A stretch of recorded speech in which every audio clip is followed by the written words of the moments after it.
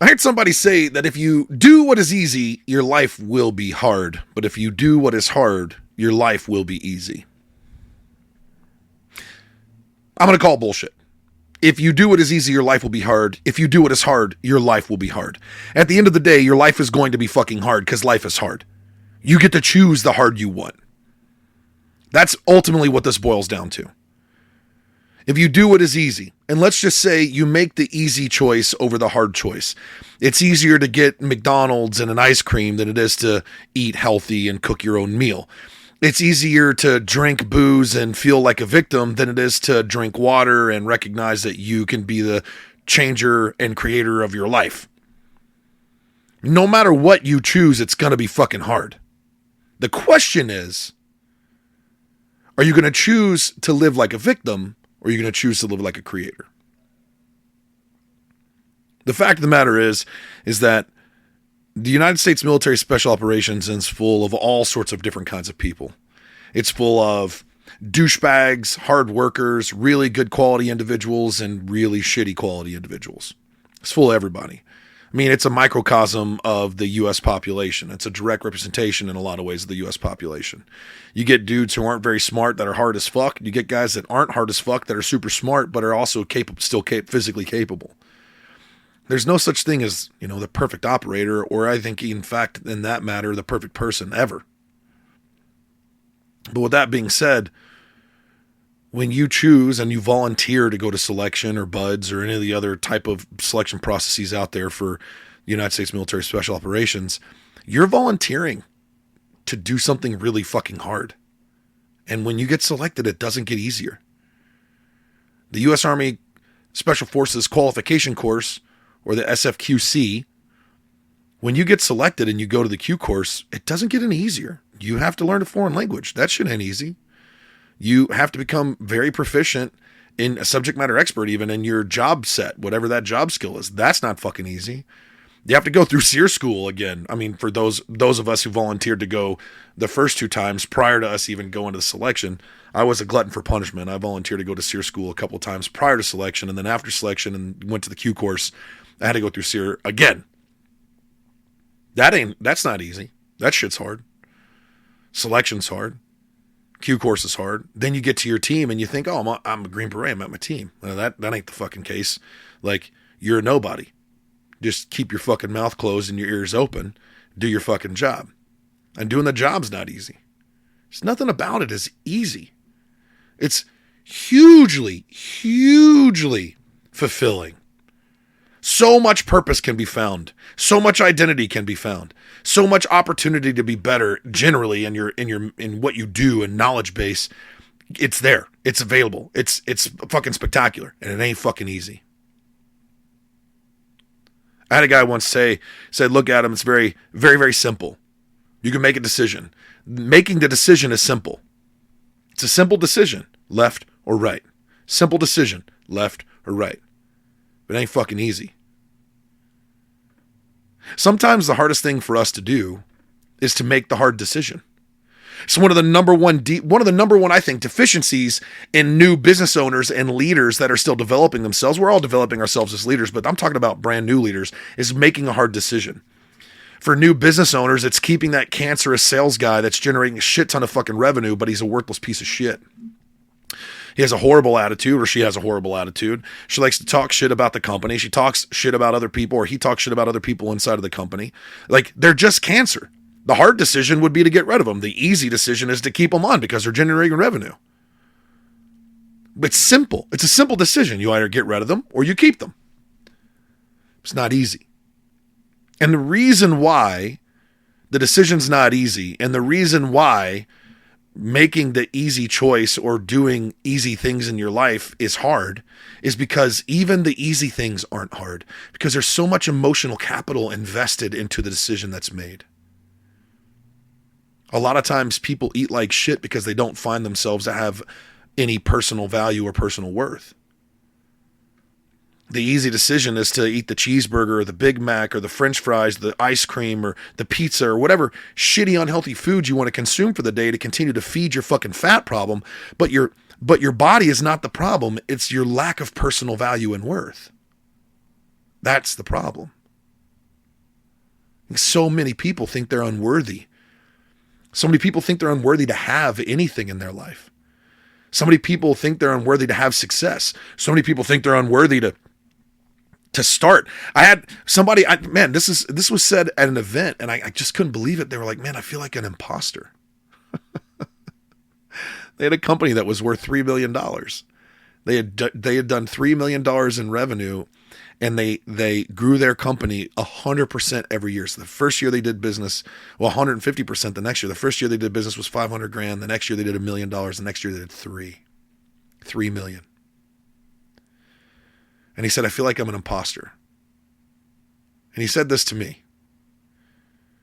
Now, I've helped grow other companies to be very successful. I've helped grow other companies to make millions of dollars.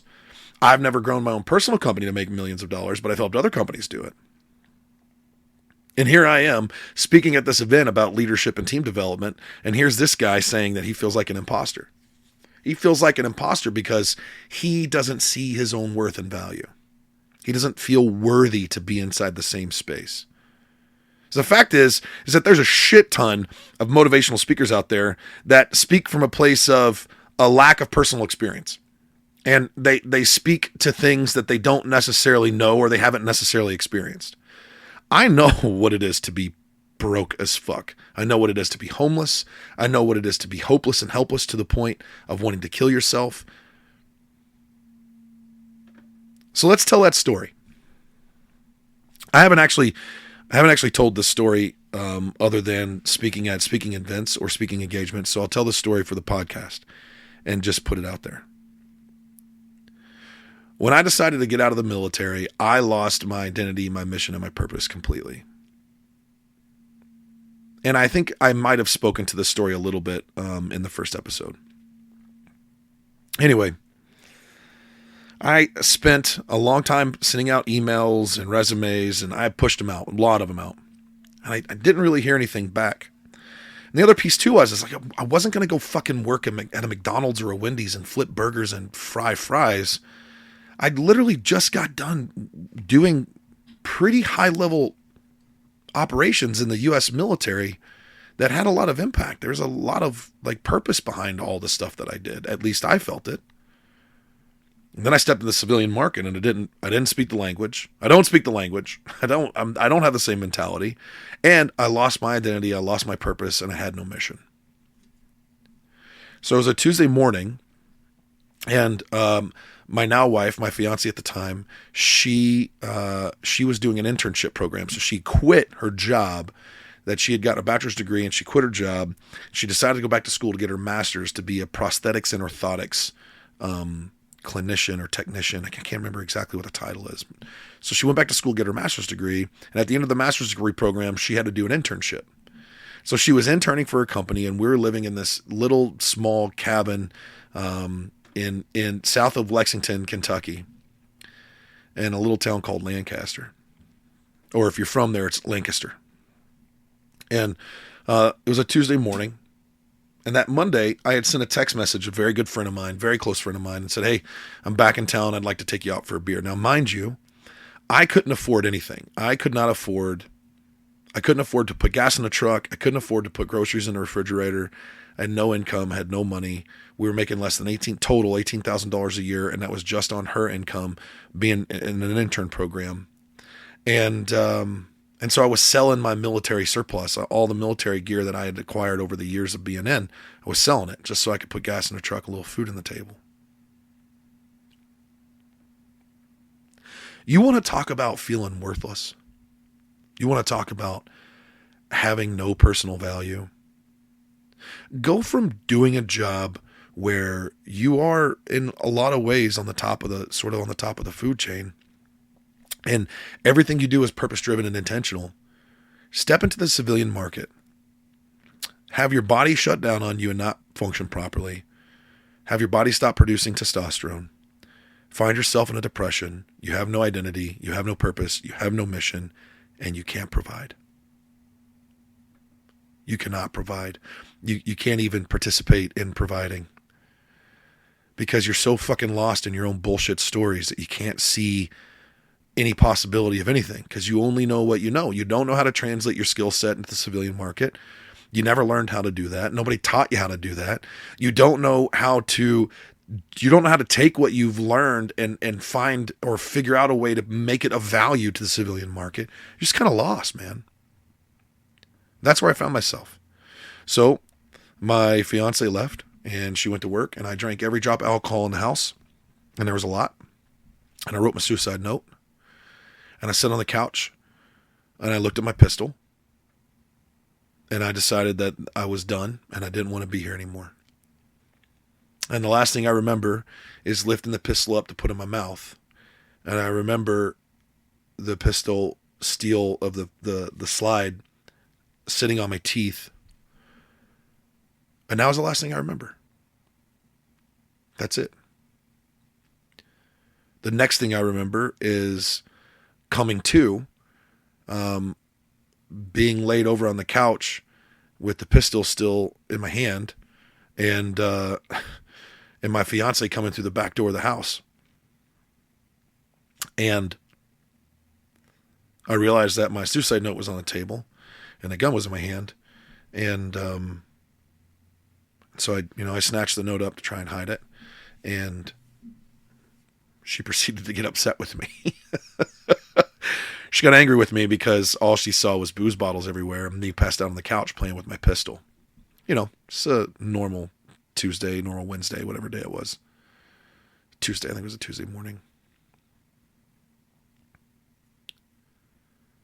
So that was it. That was the bottom of the bottom of the bottom right there. Really, truly was.